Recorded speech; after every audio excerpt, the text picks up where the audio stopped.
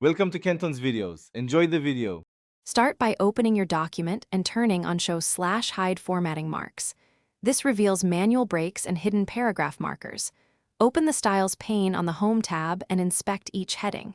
Confirm headings use Heading 1, Heading 2, or Heading 3 consistently across the document. Next, select a heading and open Multilevel List to see if numbering links to heading styles. If numbering is not linked, choose the list style that shows Level 1 equals Heading 1, Level 2 equals Heading 2. To fix misnumbering, right-click a misnumbered heading and choose Restart at 1 when appropriate. If you need a specific number, right-click and choose Set Numbering Value to force that level to a specific number. For complex documents, select the entire set of headings and reapply the linked multilevel list format.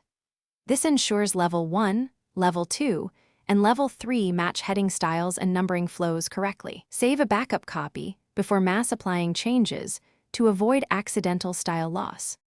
If numbering still misbehaves, remove manual numbers typed at the starts of paragraphs and replace them with automatic numbering. Select affected paragraphs and use clear formatting to remove local overrides while keeping the heading style. Use the Modify Style dialog to set numbering and spacing once, then update all based on that style. After changes, save as a new file to preserve originals. Finally, update the table of contents so page numbers and headings reflect the corrected numbering. Thanks for watching. Consider subscribing if we helped you.